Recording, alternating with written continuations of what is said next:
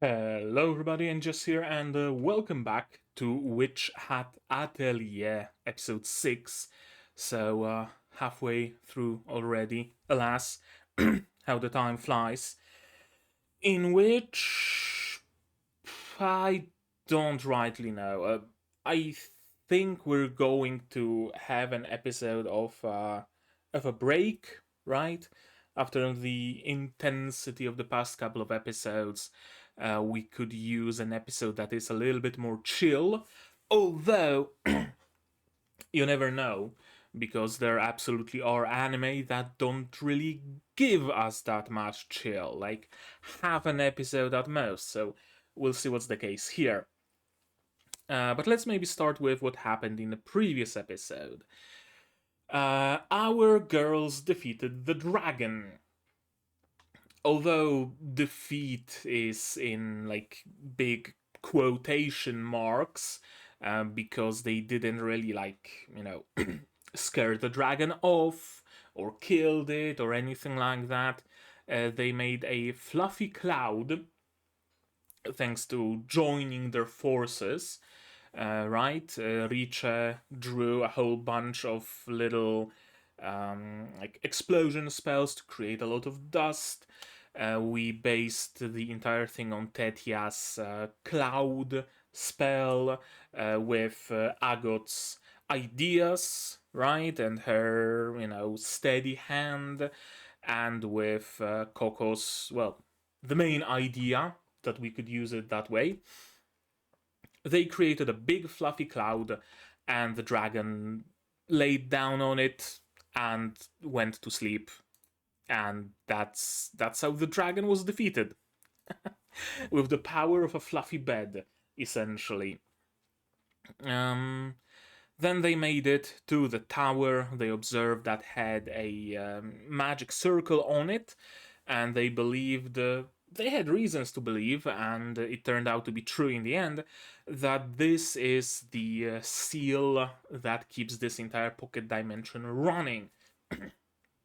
So they went there, wiped a bit of the seal off, and the world started to crumble. Which is not exactly something they have predicted or were prepared for.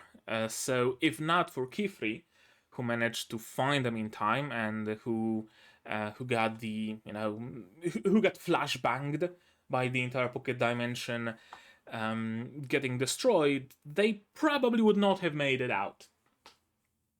But thankfully, Qifrey was there on time. He saved Agot from falling to her certain doom, then used the vapor in the clouds to create a big piss dragon that ate the bad sleepy dragon, and the sleepy dragon went to sleep. Not permanently, it was just just unconscious. Although if this pocket dimension crumbles fully, who knows what happens to the dragon in the end. And they safely made it out, except Coco. Coco stayed behind for a little while longer to receive a gift. A gift from the Brim Hat, from, what's her name? Iguin. To receive a gift from Iguin. Iguin asked Coco if it helped her grow, right? Like, you can really feel that Iguin has a plan for Coco, and that Coco could actually potentially even benefit from that plan, right?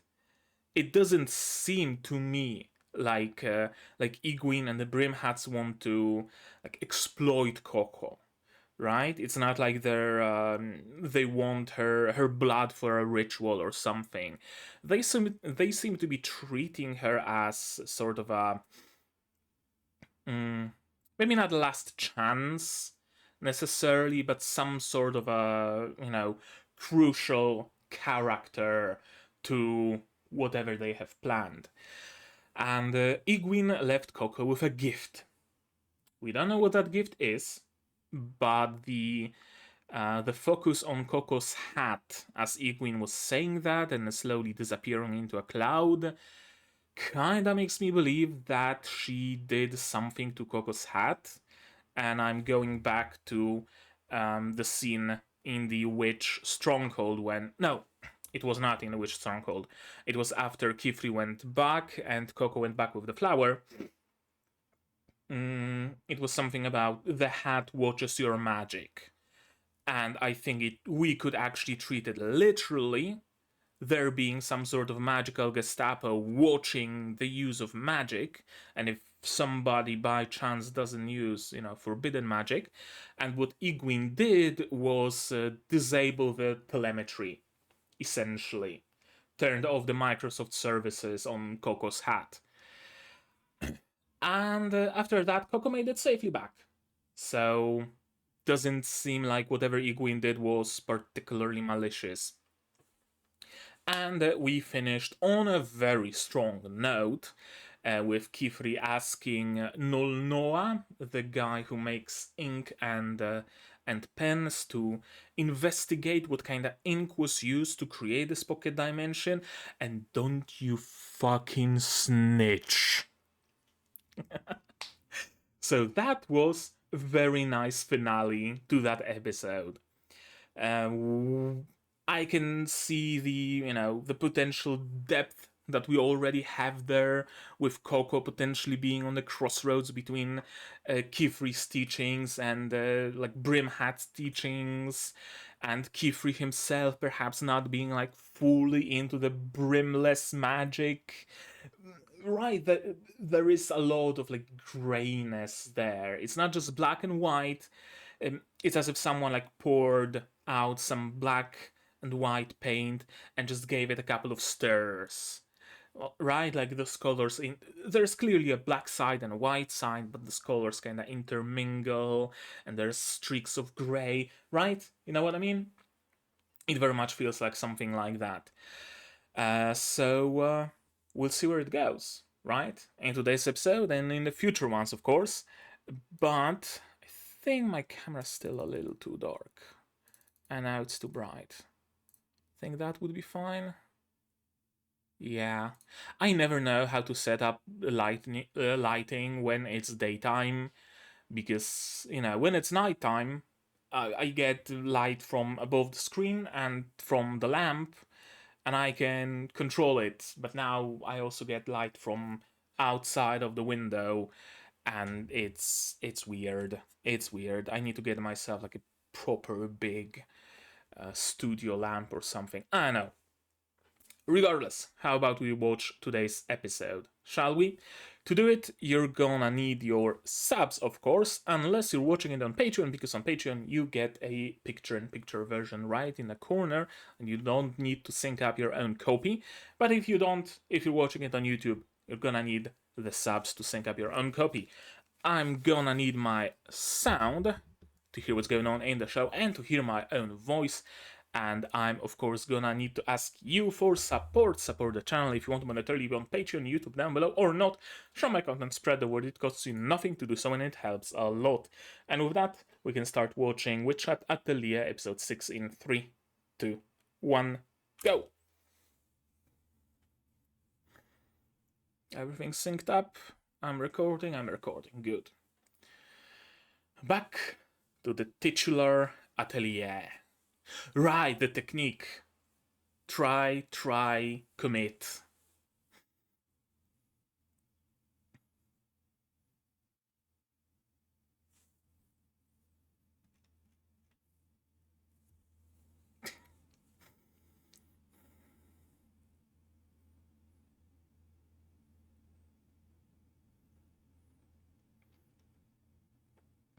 You need to train being able to, ride your circles under all sorts of circumstances. Even if you're being interrupted, right? Qifrey drew his spell while fucking flying, running from a dragon. So, if Coco creating a little bit of noise is what distracts you,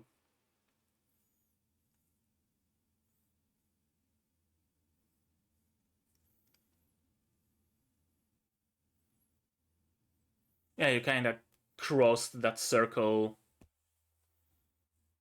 What are you?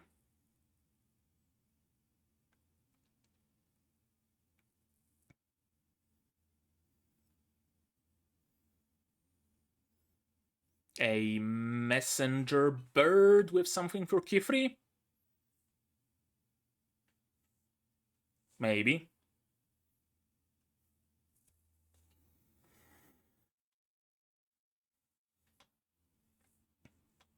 Oh, and Coco managed to draw her first stable spell in the previous episode. That was also a big milestone.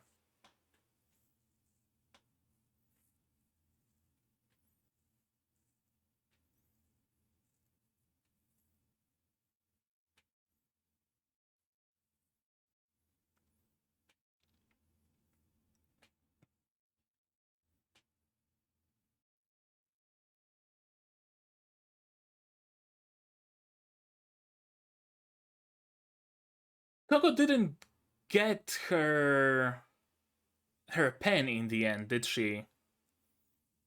Unless she got it off screen.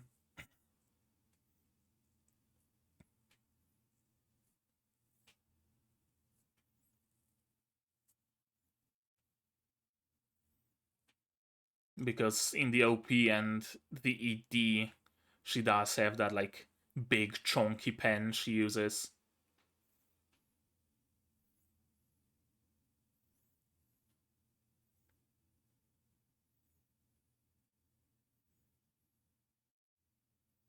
Yeah, there it is.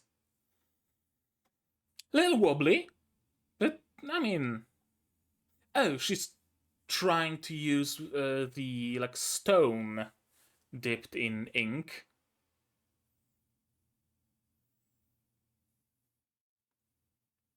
Pigment stone, she calls it. Yeah, makes sense. So she can only cast big spells.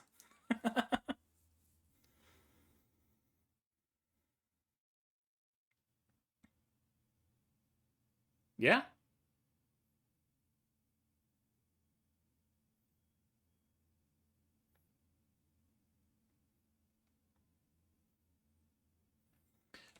Wrap the pen in some cloth to make it more chunky, maybe. Or in some string or clay or whatever.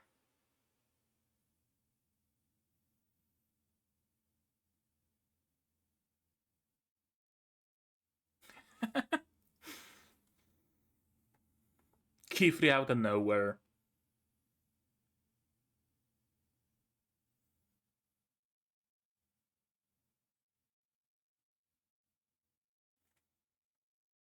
I mean, you've got time.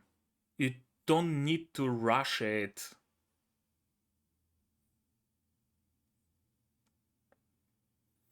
Chill the fuck out.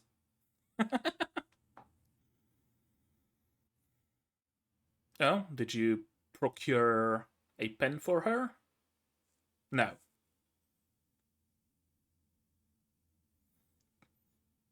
Coco, we have to cook, Coco.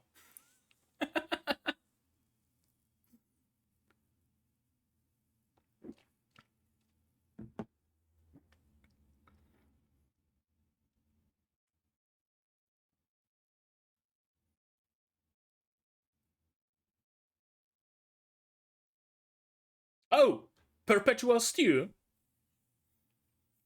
Oh, okay.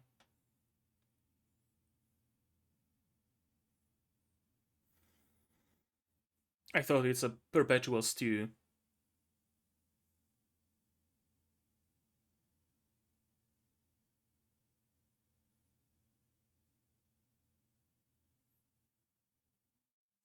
Yeah, and it was stable.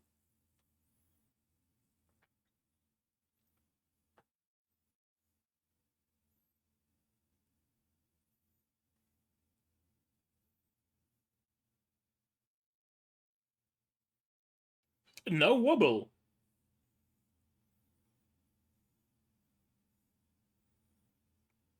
Just straight into the fire.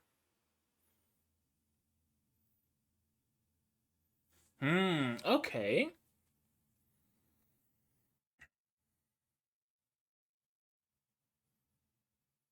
Hmm. Needs good balance. Okay. That's probably a good lesson in magic.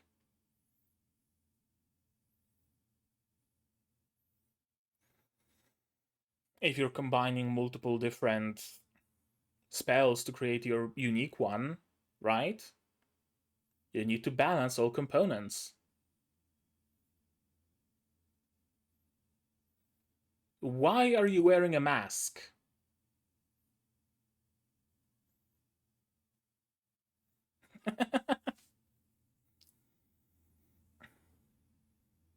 That's a yam?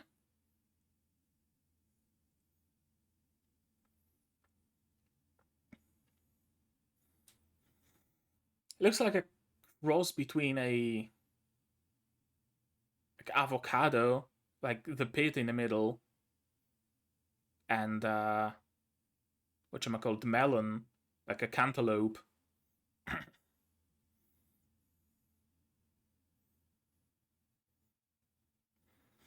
You need to find use in it. Yes! The best way to learn things is to have an actual use for those things. Of course.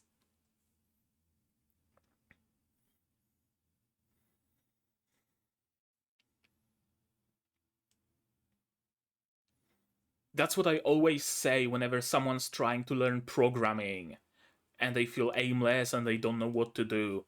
Like, pick a project that you want to exist and make it exist, right? Something that you would actually use, something that you would actually want to have.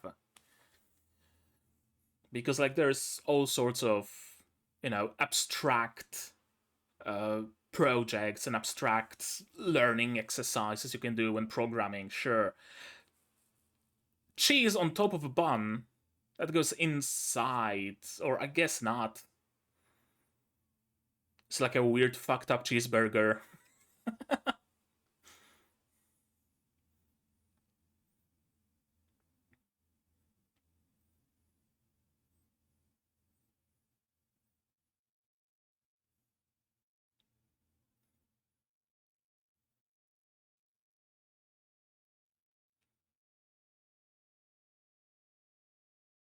It's raining.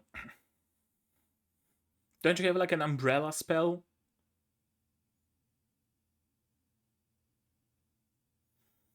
That's why he mastered the control of water, so a bit of a rain is like whatever.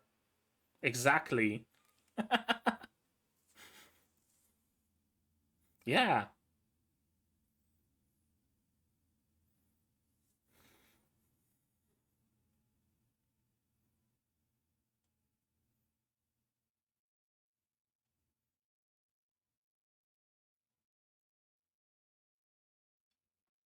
Oh, that's cozy.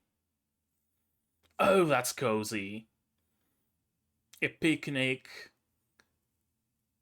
in the evening underneath a bridge.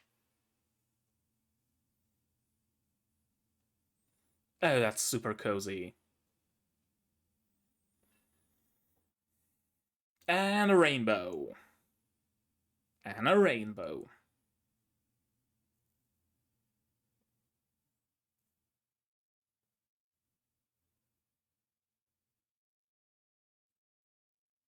I love the details on the wet grass.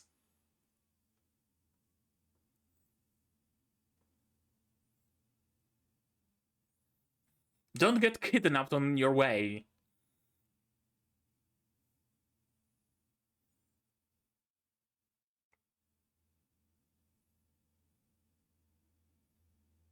Is that the dude from the opening? Oh, yeah, that's the dude. Hello, dude.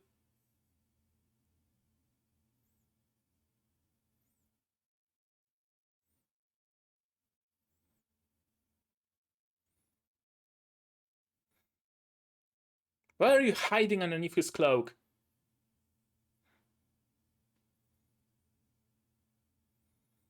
Yeah, there's like three others.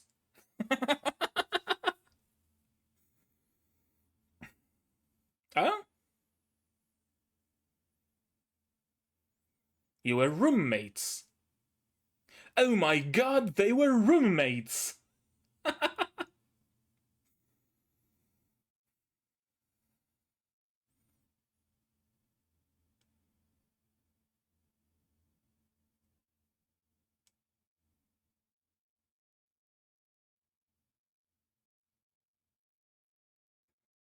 You're not doing anything of the sort.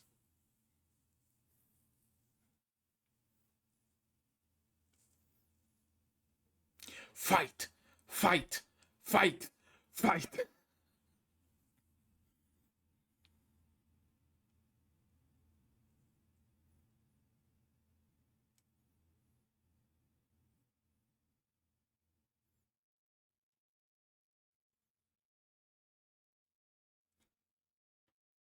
Hair double the fluffy.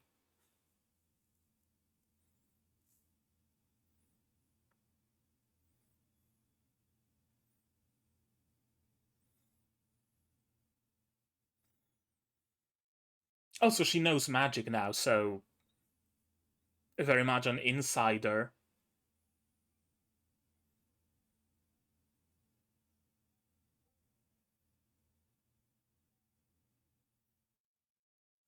Watchful eye. What the fuck is a watchful eye?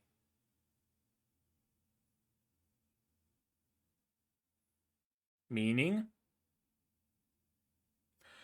Okay. Uh, government insider.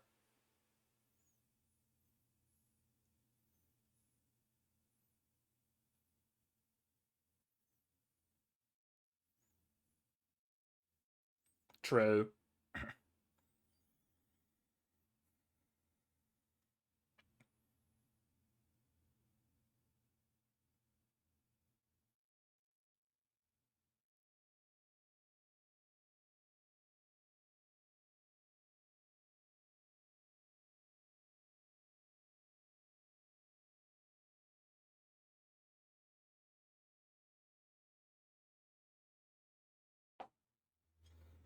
Yeah. It's magical Gestapo, far as I'm concerned.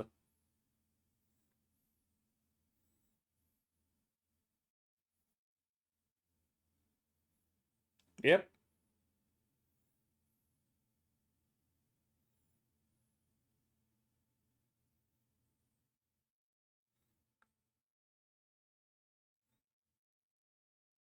Yep.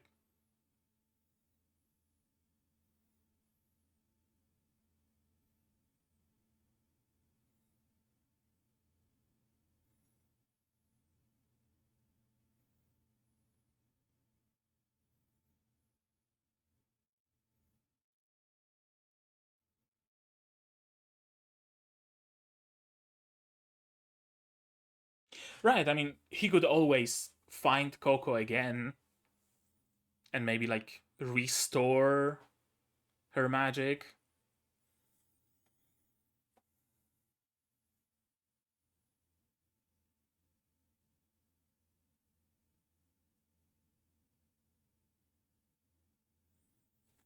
He's not going to. Why do I get the distinct feeling that he's going to grow as protective of Coco as Qifrey is?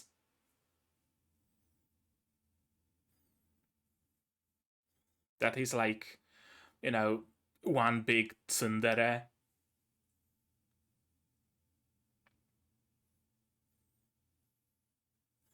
Well, mostly Tsun right now, but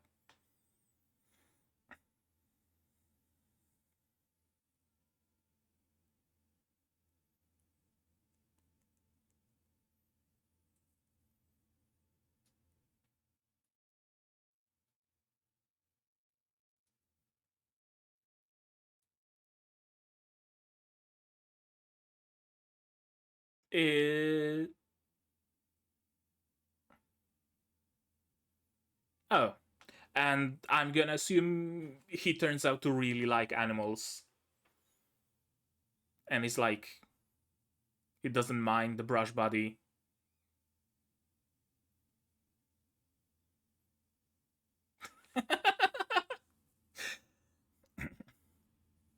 don't knock then. Just open the fucking door.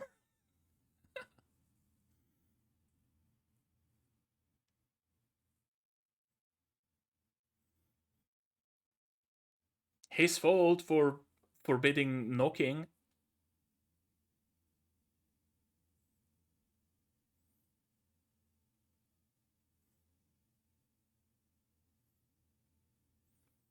Well, you should have specified that. You really should have specified that then.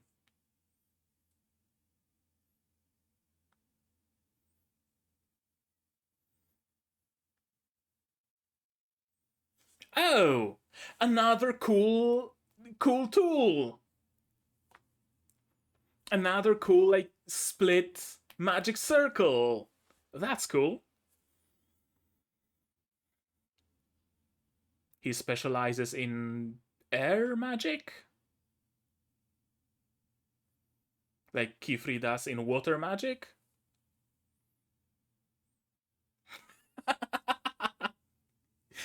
Ah. Yes. Oh, he has a whole bunch of different rings.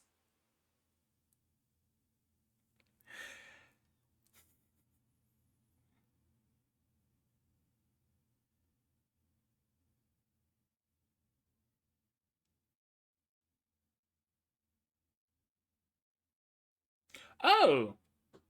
Would you look at that?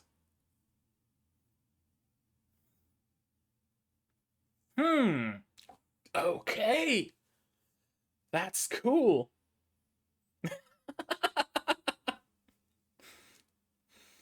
Well then, Orugio, you're kinda responsible for Coco then.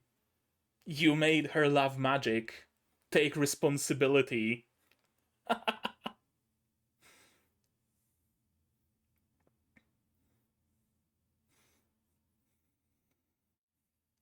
Yeah, I was wondering what's the deal with the glowing path. Was it like innate magic to Coco or something? But no, it was just glowing stones. So the deal that she made with her mom was like,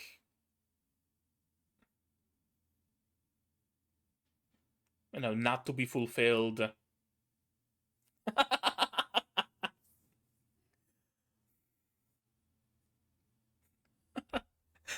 Ah, you fucking tsundere.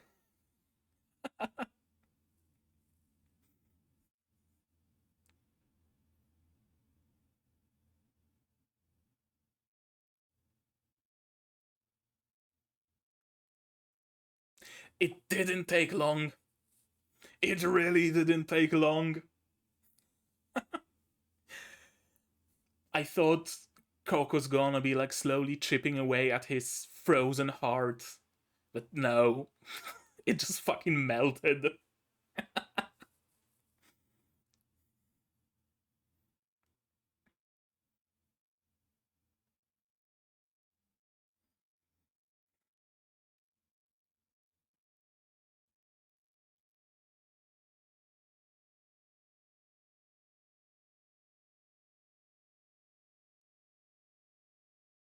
It's the storm. It's not Coco this time.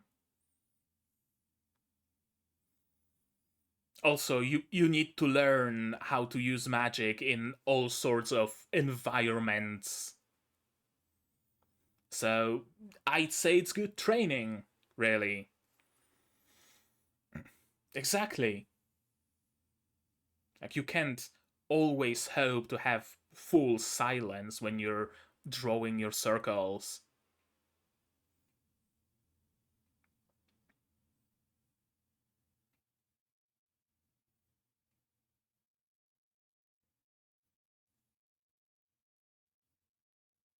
Hmm, interesting. A carriage?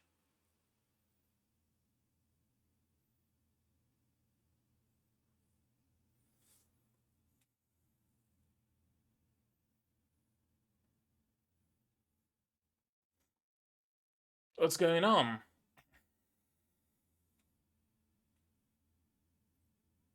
Hmm. Hmm. Oh, that's no bueno.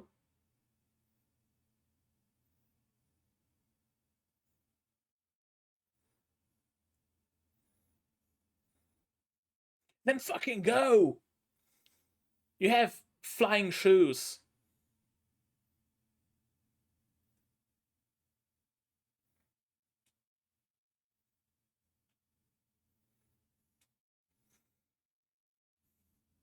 You can't draw spells if you don't have absolute silence, my girl.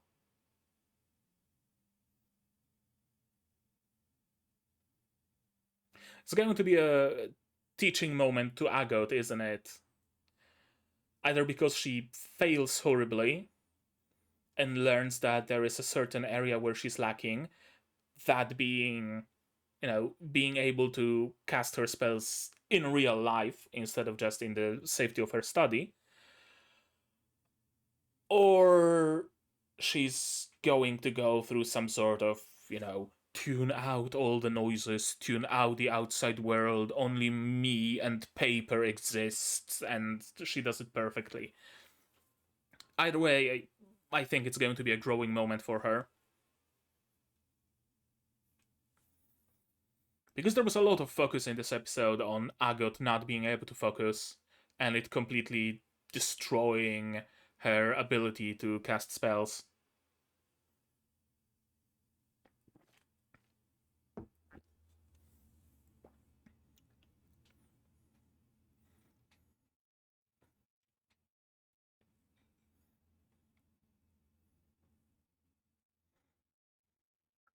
And also, we have her motivation for right now, which is being able to work in the outside world. Who is magic for? That's a very good question, actually. That is a very good question. But you can't really work in the outside world if you need absolute silence of your study to cast spells, unless she like prepares a whole bunch of them and just has a full bag of spells pre-made that she can use at any time. What I do know is that, well, come on, there we go. What I do know is that we are going to watch this episode again, shall we? Yes, we shall. We always do. And today's no different. Yeah, she can't focus with just, tiny little small distractions like something falling or Coco's scribbling being too loud. I think, at least in part, it's because until Coco appeared, she had this room for herself only, and she had absolutely no distractions. I think that Riche and Tetia are able to cast magic uh, better in that they are able to cast it even if there is not like absolute quiet, absolute silence. Right? Agot is used to just having the silence of her study. Yeah, looking for that peace and quiet out in the world.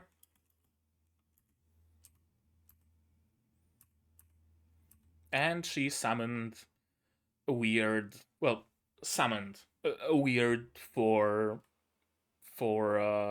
winged bird noticed her light and arrived. I thought it might have been some sort of a uh, messenger, something like a carrier pigeon with a message to Qifrey or something like that. But no, it was just a random bird.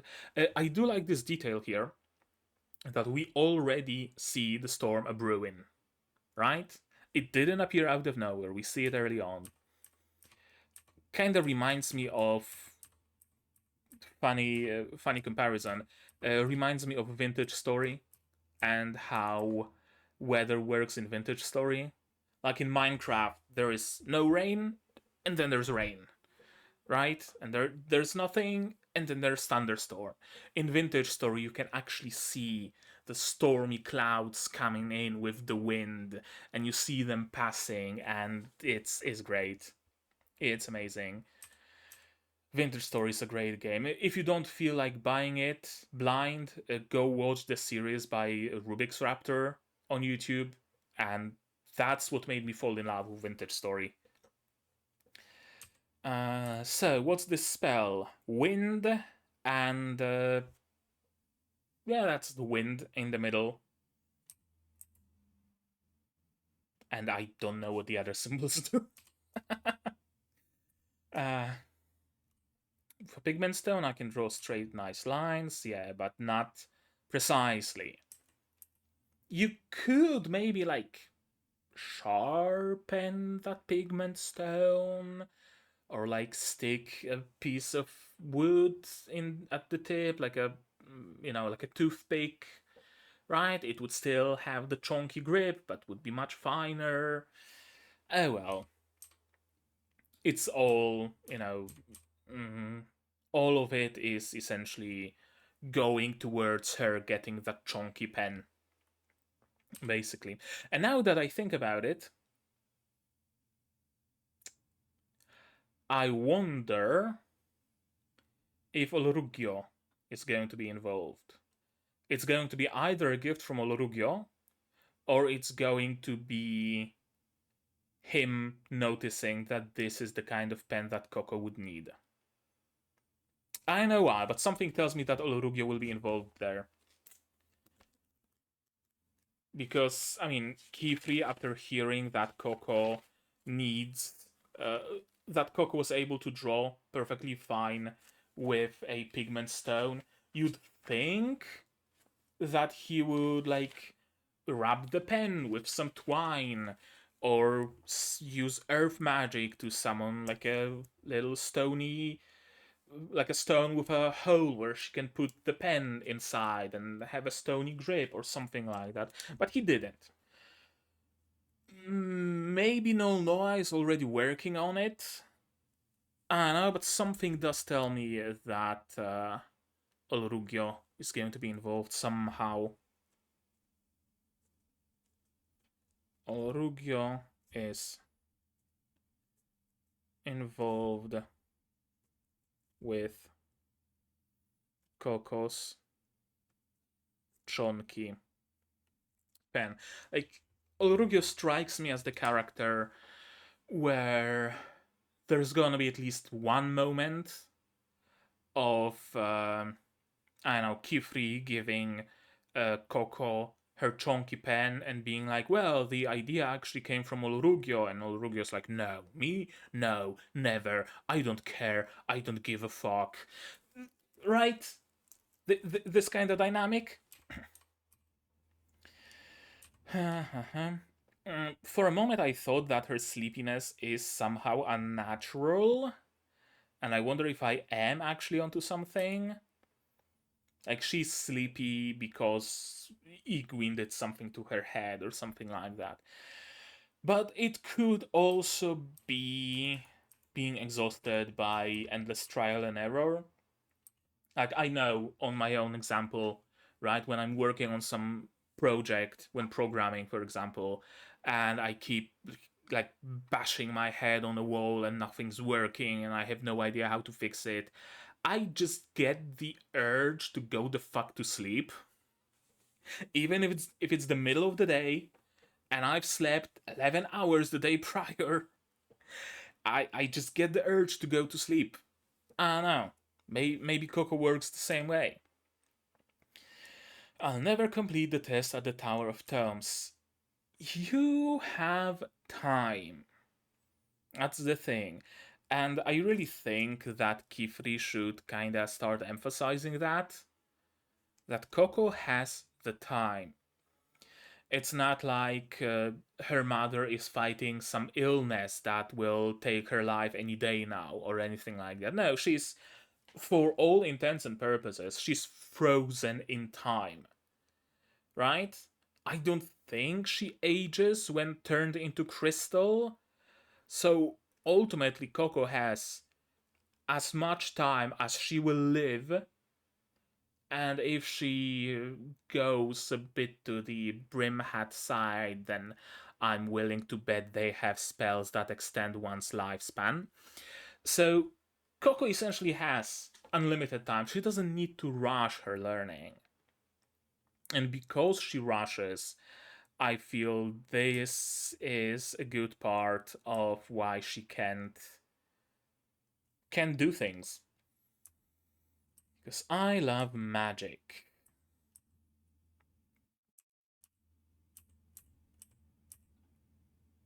Mm, 2 years old. The magic cookpot keeps repeating the moment when it was freshly made. Okay, so it's like an infinite pot of food? Or do you actually need to add ingredients and then it just creates the same kind of stew that you made 2 years ago? I don't know, maybe.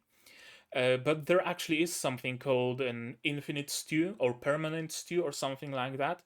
I know that some pubs and restaurants in on the islands in kind of practice it until this very day. Essentially, you always need to have the heat underneath the pot, so it's constantly boiling, so that there is no chance for any bacteria, any pathogens to develop there because it's boiling constantly.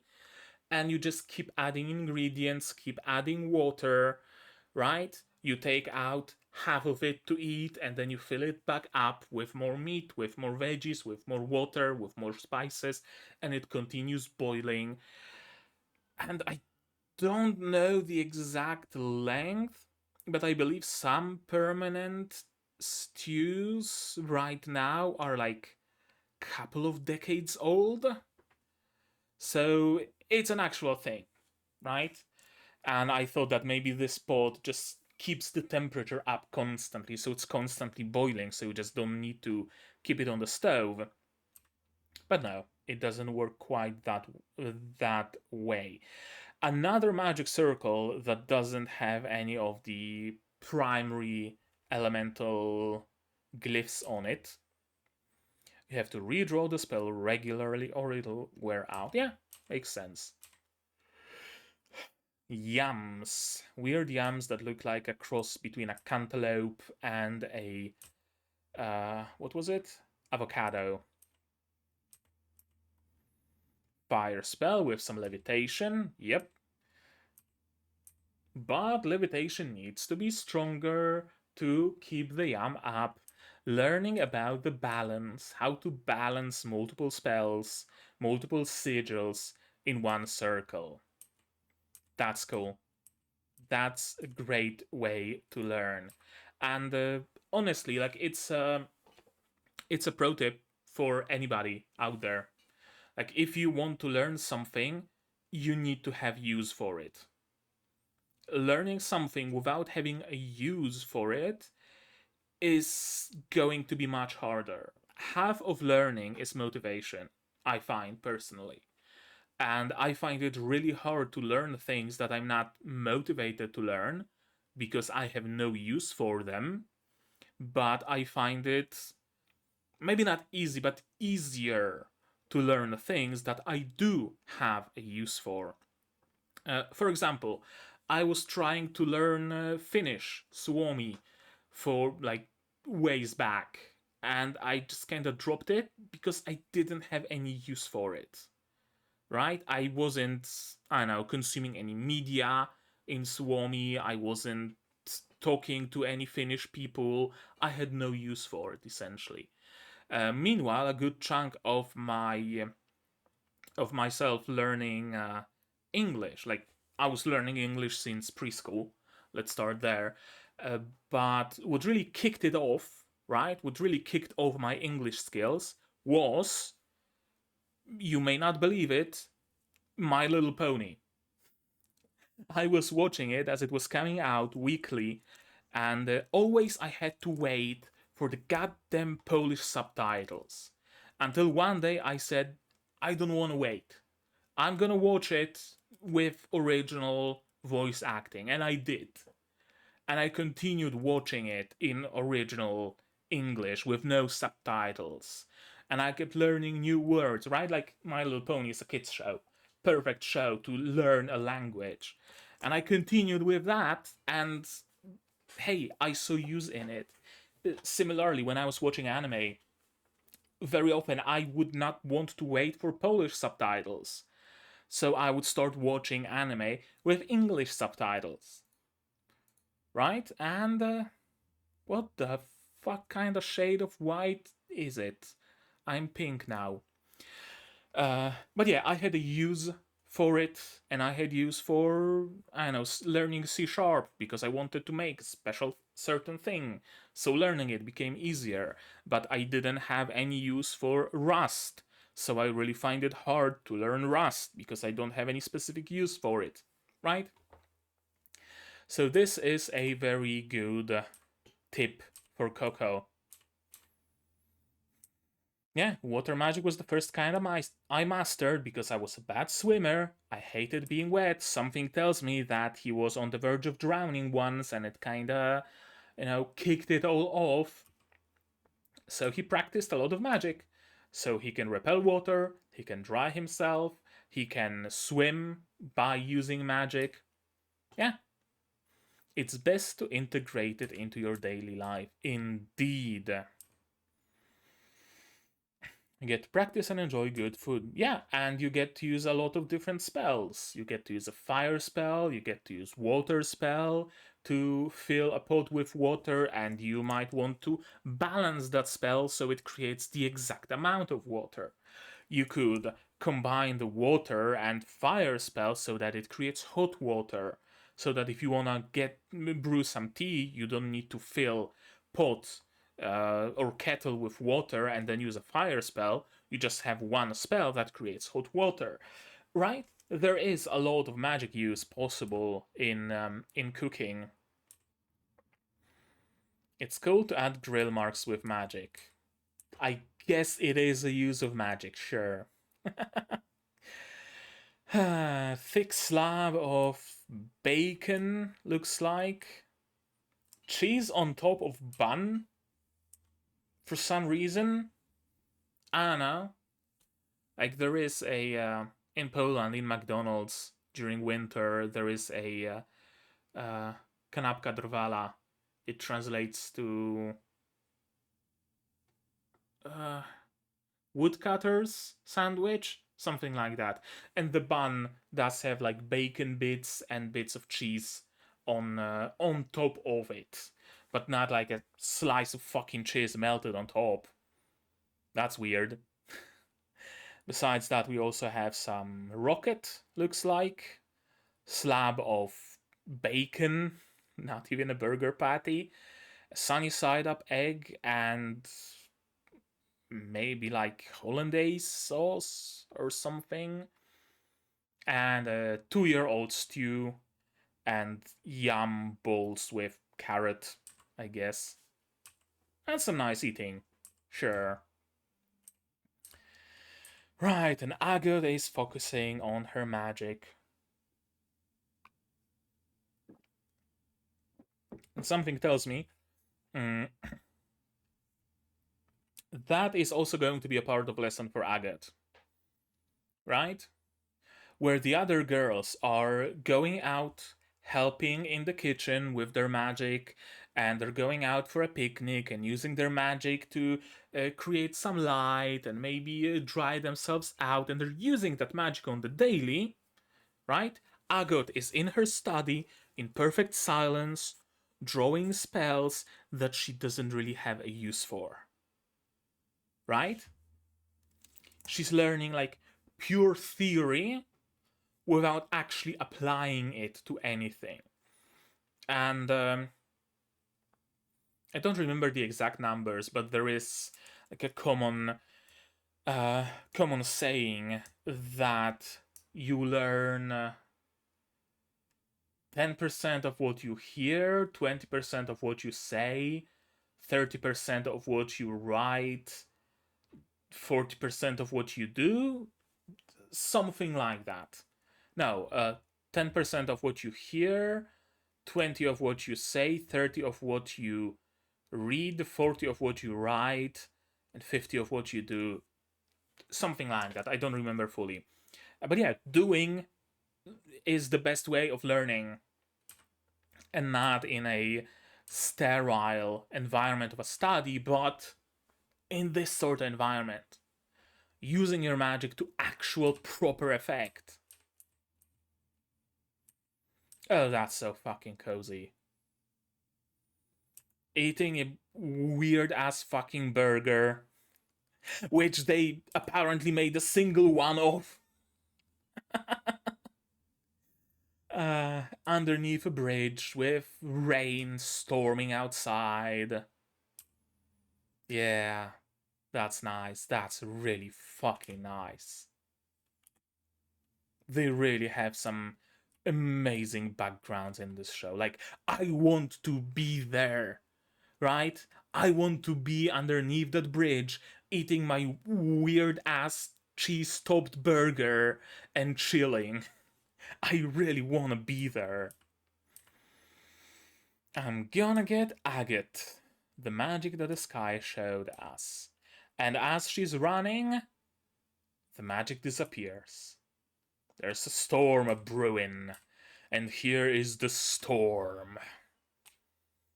The dark, black, broody, stormy cloud. Not a messenger, an apprentice. Forbidden magic, yeah. He really went quick from I'm bringing her to Knights Morales to, oh, she loves magic. I can't turn her in the span of single episode. I really thought that we're gonna get for a whole arc of melting Olrugio's heart, right? That slowly but surely he will start growing more and more attached to Coco, right? He will admire her persistence and will see the point that Qifrey's making, and we'll see her love of magic, yada yada yada, all the jazz, and slowly but surely he will grow friendlier and friendlier until treating her as his own apprentice. No, it didn't even take an episode.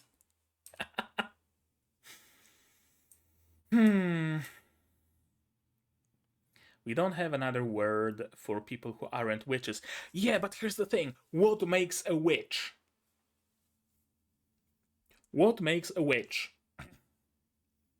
Coco right now is a witch's apprentice, right? She can use magic. She knows magic. Wouldn't that make her a witch? It's not like witches and non-witches are different in any like physical way. You aren't born a witch, right? Only in so much as your parents being witches, and so you are born in the society of witches. But there's no bile sac on their heart. There's no demon behind their eye, right? There's nothing like that. Nothing special about them. And yet, right? It's an interesting commentary, I feel. Like, what makes anybody belong to a group that they belong to, besides being born in that group?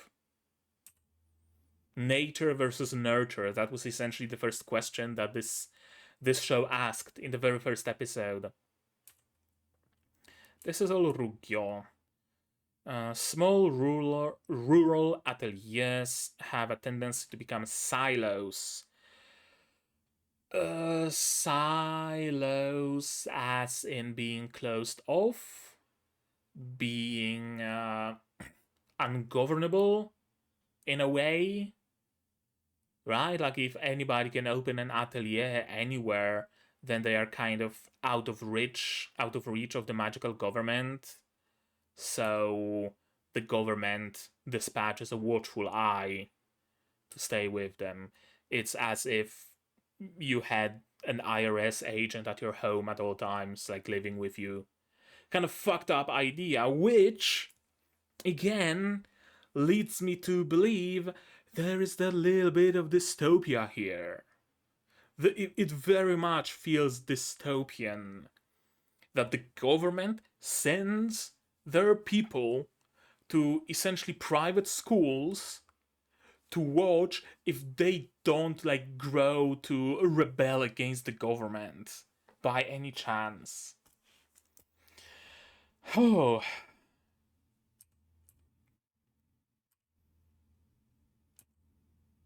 Yeah. Lead. It's not our job to investigate forbidden magic. Yeah, true. Kinda. Sorta.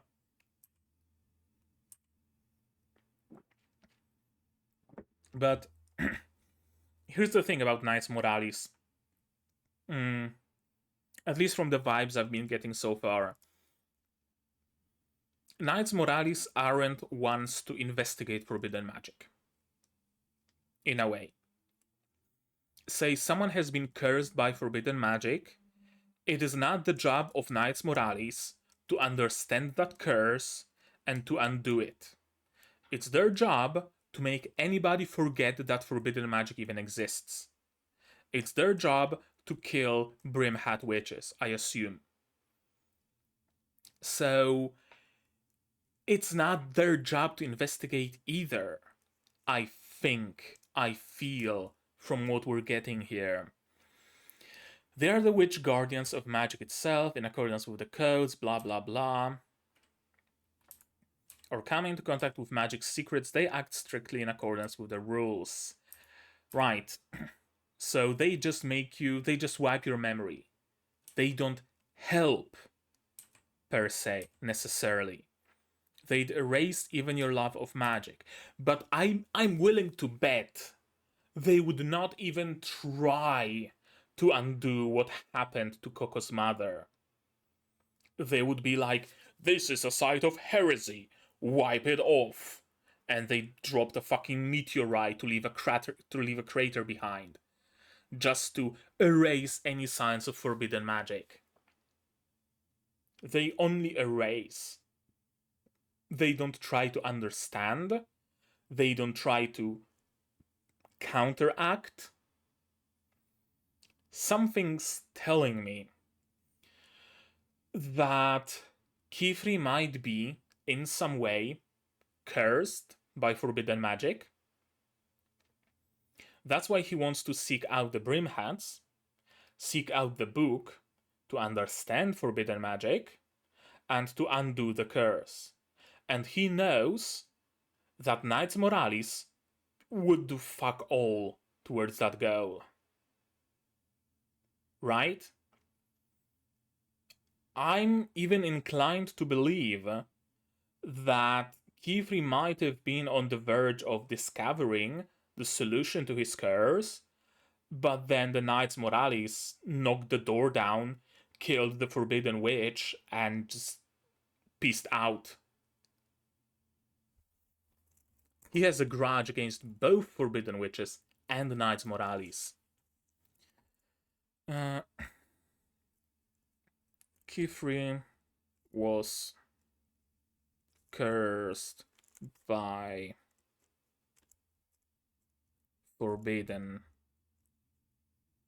magic. Knights Morales only erase the knowledge of and results of forbidden magic without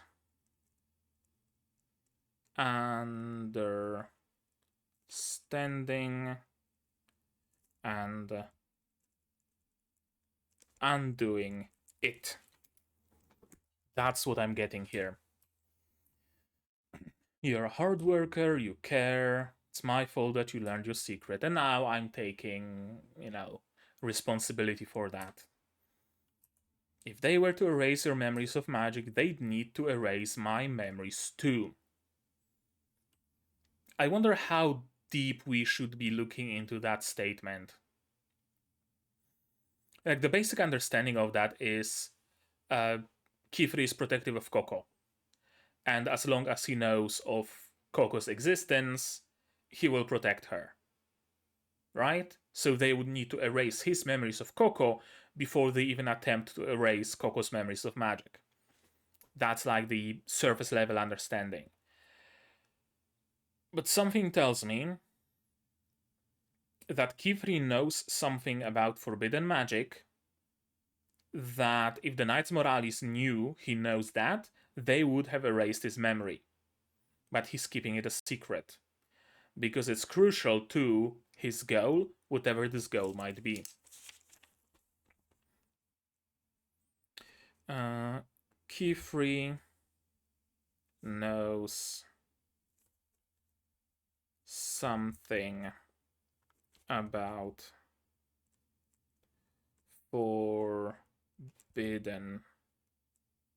magic that would get his memories wiped.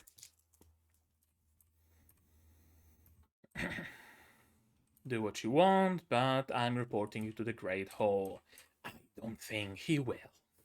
I really don't think he will. Anyone who knocks will be cursed. Well, then I'm not gonna knock. I mean, logical, right? You're forbidden from knocking, not from entering.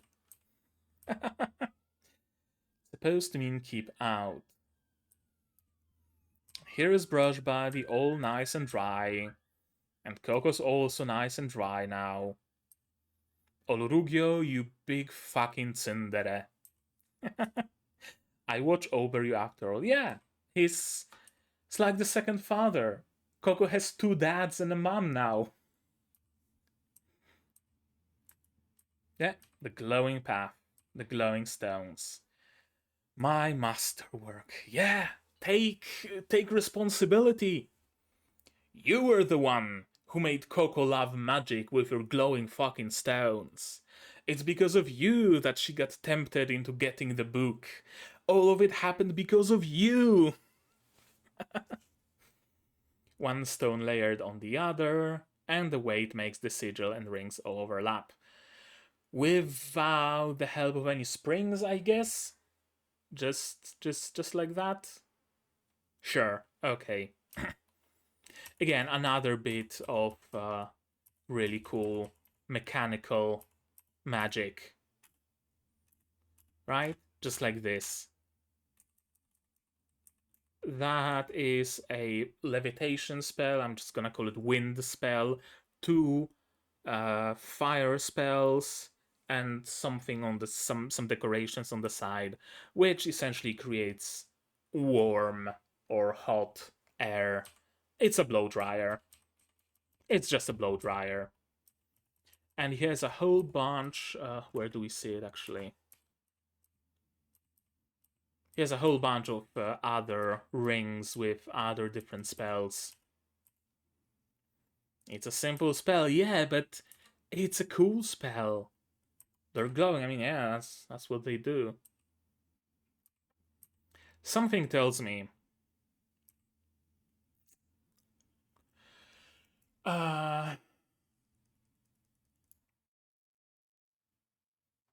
Olrugio lost his love for magic. Like, he sees it in a purely utilitarian way, and Coco's going to reawaken that love.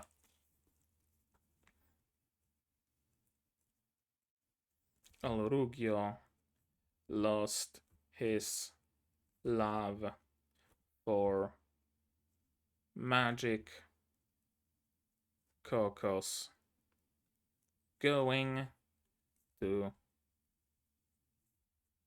reawaken it. And I think that maybe something similar is going to happen with Agathe as well. Like, Coco's going to show Agathe that, you know, magic is more than just sitting in your study and scribbling circles endlessly. That you have to kind of live magic. You have to use magic, right? Maybe. I loved every step I took, but this spell allowed me to dream. Look at his face. Like he had no clue that his magic could have this sort of an effect on anybody. Like it's just a glowing stone. It glows. I have like people use it to pave their corridors at home, so when they're going to the toilet in the middle of the night, the path lights up. Like no big deal. It's a purely utilitarian thing. The rings, that's also like, sometimes I get wet, sometimes Qifrey gets wet, sometimes I need to dry something else, and so I have this blow dryer spell. It's just, but the Coco, everything is so exciting, everything is so magical, and they kind of lost. Well, Olurugio at least, kind of lost that perspective, lost that feeling of magic, right? Kind of reminds me. Uh, Kind of reminds me of how I saw the city I live in for the longest time, Wrocław in Poland.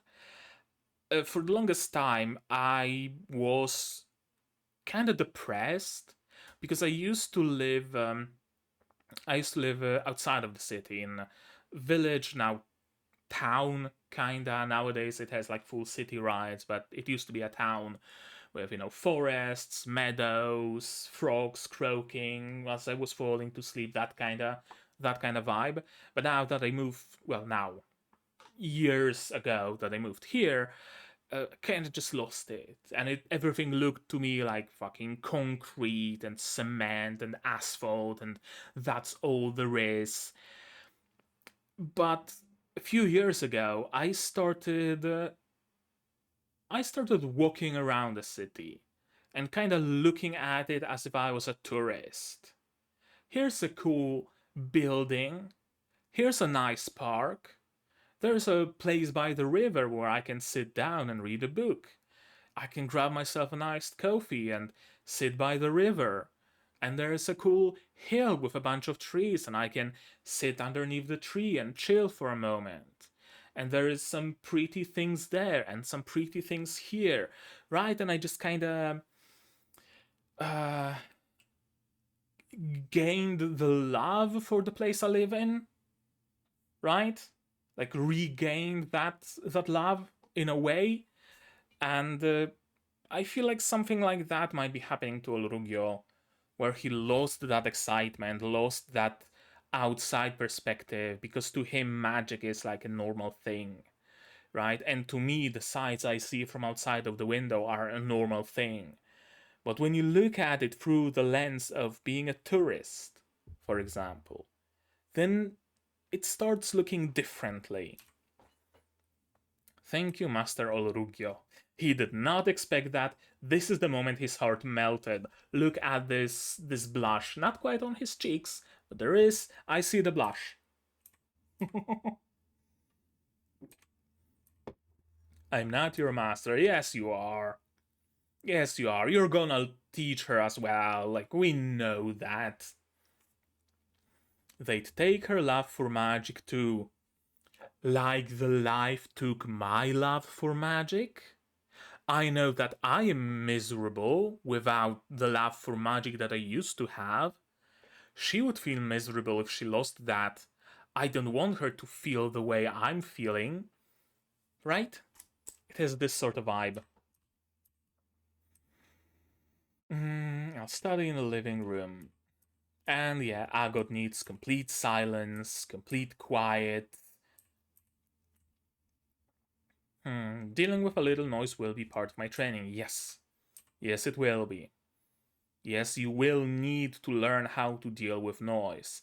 Interesting that I saw she overcrosses her circles a lot. Like most of the time that we see Coco even draw a circle, it closes perfectly. But Agot tends to like overdraw the line. I wonder if that's why her spells don't come out like perfectly stable, still wavering. And work in the outside world. Yeah, but working in the outside world will be a lot of distractions, right? Someone's asking you to help their cattle because their cow fell ill. You walk into the barn and there is a whole bunch of cows mooing and rattling and doing all sorts of noises. How are you gonna deal with that?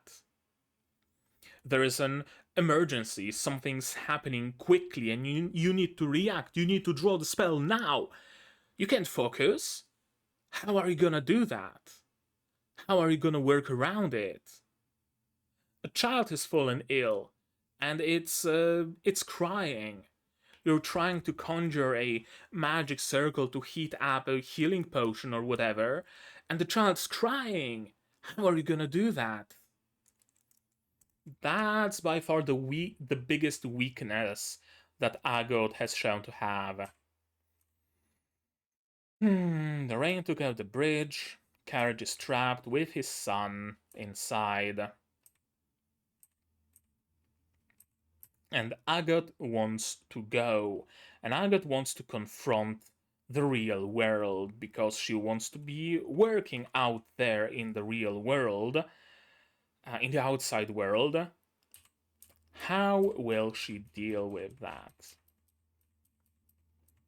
It's going to be either a humbling experience, she fails, she makes the situation worse, and Qifrey needs to save the day, or it's going to be a learning experience where she will learn how to work under stress. Maybe. Episode 7, who is magic for? That's actually a very good question. Magic is for the witches, yes, because they naturally use it. But is it for the outsiders too?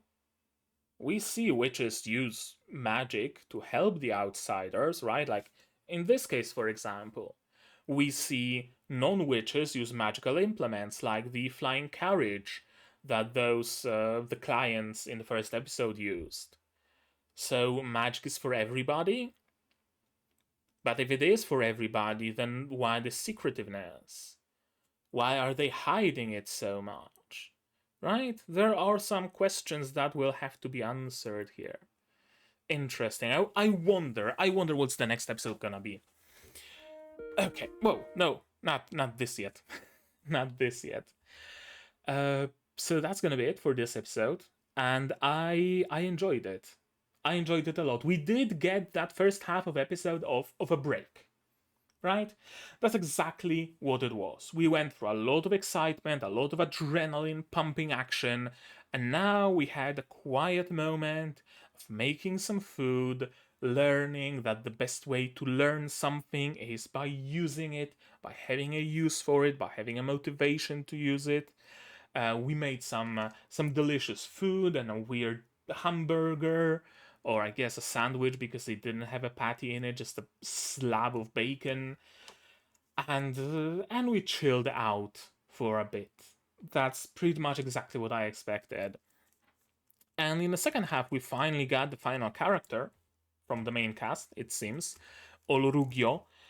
And I really thought that it's going to be a whole ordeal. It's going to be a whole arc of Coco having to, like, or rather, of him growing closer and closer to Coco, seeing her merits, seeing her perseverance, her persistence, all of her good qualities, reigniting his love for magic, etc., etc., etc. And after some time, there's going to be that breaking moment of, I know, Knights Morales are around for whatever reason, and Olorugyo has a chance to oust Coco, but instead he takes her with him, stuffs her into a closet, tells her to keep quiet, walks out, talks to the Knights Morales, sends them off.